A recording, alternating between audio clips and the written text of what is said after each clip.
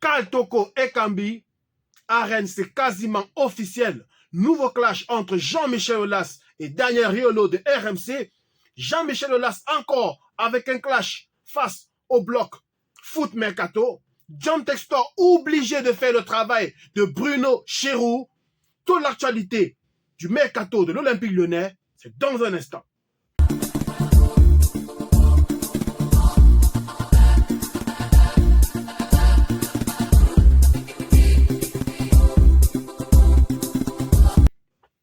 Yo les gars, ici Professeur Bill, bienvenue sur le blog.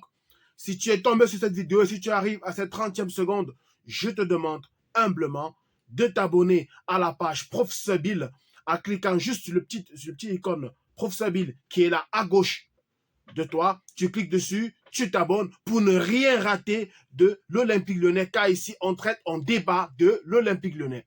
Voilà les amis, sans plus tarder, on va aller directement dans ton but.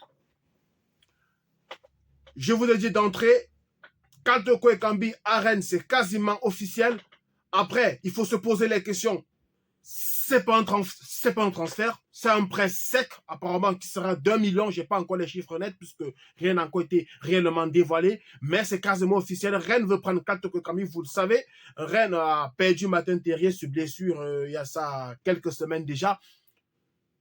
Et Rennes veut probablement prendre Kaltoko et Kambi pour pallier à cette absence. Est-ce que ça va se faire? C'est pas sûr à 100%, mais je pense que c'est quasiment fait. Il y avait aussi un club arabe qui était vraiment déçu. Mais pour l'instant, c'est Rennes qui tient la corde et Kaltoko et Kambi veut absolument aller là-bas. Vous savez, ça ne va plus très bien avec Kaltoko et Kambi et les supporters lyonnais. Voilà, j'imagine que l'information qui vous intéresse le plus, c'est le clash entre Daniel Riolo et monsieur Jean-Michel Aulas. Vous le savez, aujourd'hui, le travail de monsieur Aulas, c'est d'insulter les gens sur les réseaux. C'est d'ailleurs quand il avait commencé avec cela que le Lyonnais a commencé à dégringoler. On se rappelle ce qu'il avait dit à Vincent Labrune et pourtant, Vincent Labrune est devenu aujourd'hui un grand dirigeant puisqu'il est en train de diriger la Ligue de football française. Voilà ce qui se passe. Je vais vous le lire très simplement pour ne pas me tromper sur les informations. Alors, Daniel Riolo dit ceci.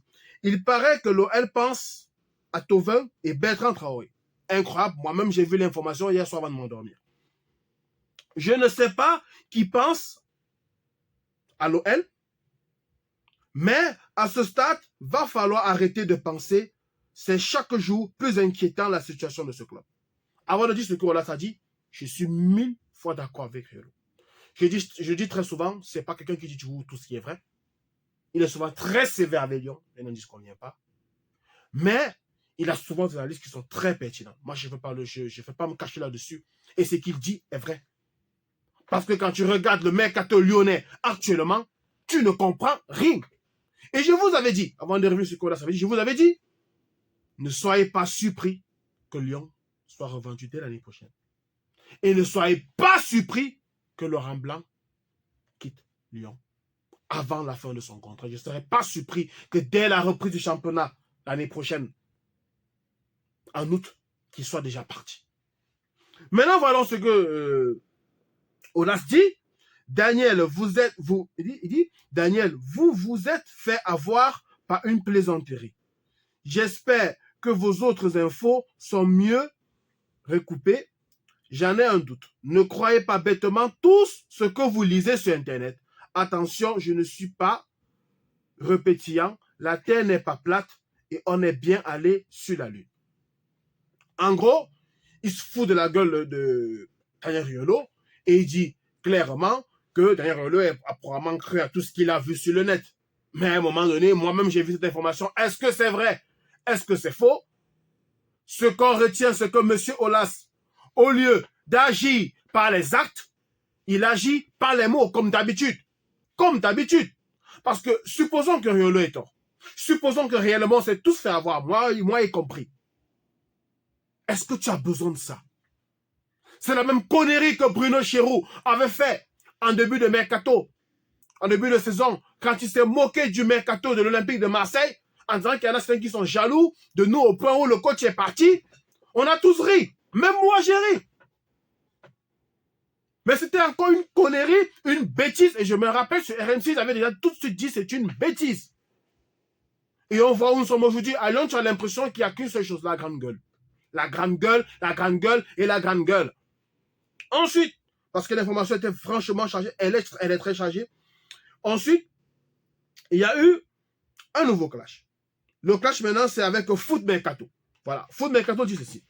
Selon nos informations, elle va osciller. Là, on parle de l'achat de Malo Gusto par Chelsea. Selon nos informations, elle va osciller entre 30 et 40 millions. À ce prix-là, l'OL va sans doute devoir se résigner. Mais Bruno Chéroux, qui n'a pas de plan B, ce qui est vrai, qui n'a pas de plan B, solide pour le remplacer, tente tout pour convaincre Gusto de rester jusqu'à la fin de saison. En fait, c'est pas Gusto, c'est Chelsea. Je crois que là, il y a une petite erreur. Chéroux tente tout pour convaincre Chelsea de le laisser, parce que tu ne peux pas convaincre un joueur qui n'est plus avec toi. Disons-nous la vérité. Donc, s'il y a quelqu'un pour convaincre Gusto de rester, ce n'est plus Lyon, c'est plutôt Chelsea. Parce que si Chelsea, si je t'achète, c'est moi qui décide si tu restes ou pas. C'est pas l'inverse. Donc, en fait, Bruno Chéroux tente de convaincre Chelsea de laisser Malo Gusto. Autre erreur. Quand tu veux laisser Gusto, si tu as décidé de vendre Gusto, autant qu'il parte maintenant. Quand tu le il reste pour faire quoi? Pour qu'on remonte en championnat? Le championnat, il est terminé. Comme l'a dit Riolo, on finira au mieux 7e. Au mieux 7e, ce qui est déjà une catastrophe industrielle encore. Finir 7e pour l'Olympique Lyonnais, ça relève du miracle. Ça relève du miracle. Moi, je vous le dis. Et j'insiste encore pour le dire, mon cher ami, si tu es tombé sur cette vidéo, n'oublie pas de t'abonner à la page Professeur Bill. Je suis aussi sur YouTube. Professeur Bill toujours, et sur TikTok, @Professeur Bill 237. Bientôt, on sera sur Twitter. Voilà. Et maintenant, voilà ce que M. Aulas répond. Il dit que des bêtises, vivre dans la crédulité des gens n'est pas très valorisant pour vous et aussi de ceux qui vous croient à tort. En gros, Aulas utilise la même excuse qu'il a utilisée face à Riolo, c'est vous avez entendu du blablabla sur les réseaux, comme d'habitude. C'est la même chose qu'il racontait en début de saison pour Paqueta. C'était la même chose. Mais Paqueta est parti. Et depuis qu'il est parti, c'est le vide à Lyon. Tout le monde dit qu'on avait fait une bonne série en début de saison parce qu'on affrontait des équipes faibles. Mais c'est faux. C'est faux. Parce qu'à Lyon, tu avais encore au moins un gars qui pouvait alimenter les attaquants. Il s'appelait Paqueta. À ce moment-là, tu avais peut-être qui mettait 3 buts, tu avais la cassette qui était au moins à 3 buts, etc., etc. Aujourd'hui, ce n'est plus le cas. Pourquoi ce n'est plus le cas? Parce que tu as perdu un meneur de jeu. Et si depuis quelques matchs, ces attaquants ont commencé à marquer, c'est parce que tu as remis un nouveau meneur de jeu qui s'appelle Cherki, qui a fait un excellent match en match de coupe, avec Barcola qui a prouvé sur le côté en quelques minutes qu'il peut faire quelque chose. Mais moi, je le dis depuis, arrêtons de penser à cette saison, pensons à la saison suivante. Donc, si Gusto doit partir, autant qu'il s'en aille maintenant, que tu cherches un joueur qui va venir, qui va s'acclimater au club pour que la saison prochaine, il soit tout au top. Parce que tu as l'impression qu'à Lyon, on fait tout à l'inverse. C'est à quoi qu'on a pris le cerveau, on a retourné. Moi, je ne comprends pas. Je ne comprends pas. Je comprends pas ce qui se passe. Et maintenant, on va finir. On va finir par là, parce que c'était vraiment un point mercato. Il y a un connard, moi je me permets de l'appeler connard, je ne sais plus si c'est un espion russe ou si c'est un espion belge, tout ce que vous voulez, monsieur l'empereur Awa, qui encore ne veut pas partir. Moussa Dembélé qui était suivi par Everton, je ne sais pas ce qu'il veut de mieux que Everton, il a tranché, il ne va pas aller à Everton. C'est une nouvelle information. Et voilà la catastrophe, parce qu'après on va revenir sur Textor et Chéroux. Voilà la catastrophe. C'était l'un des transferts qui semblait pouvoir marcher. C'était Jeffrey Adelaide. Lui, au moins, il voulait partir. Il arrive à Lille. Il arrive à Séville. Visite médicale. Boum. Qu'est-ce que Séville dit? Suivez vous-même. Suite à des tests ponctués par un manque de rythme physique, Séville fait machine arrière. Indique qu'il ne recrutera pas Jeffrey Adelaide comme initialement prévu. C'est ce que ça veut dire? Rythme physique. C'est le mot le plus important. Ça veut dire quoi? Ce monsieur n'a jamais fait une bonne préparation en début de saison, ni après, ni même quand Laurent Blanc est arrivé. Comment voulez-vous qu'on gagne avec des joueurs qui n'ont même pas le rythme? Je ne sais pas si on se comprend. C'est comme demander à un enfant qui vient de naître, tu ne sais même pas encore ramper de courir. Ça n'arrivera jamais. C'est pour ça que quand il prend le ballon à lui, il n'arrive pas à courir. Je suis sûr, il n'est pas le seul. Faites un test sur 30 joueurs à Lyon. Il y a au moins 20 qui sont comme lui, je vous le dis. Il y a au moins 20 et vous croyez qu'on va aller où avec ça? Je n'arrête pas de vous le dire depuis des mois. Que quand vous voyez ces joueurs, je ne dis pas que ce sont des joueurs exceptionnels, mais ils ne sont pas à leur niveau. Je ne dis non plus qu'à leur niveau, on serait peut-être troisième du championnat, mais je vous le dis, ces joueurs ne sont pas à leur niveau. Ils ont arrêté de travailler. J'avais commencé à le dire avec Tête. Quand Tête arrive à Lyon, il est vu comme un Messi.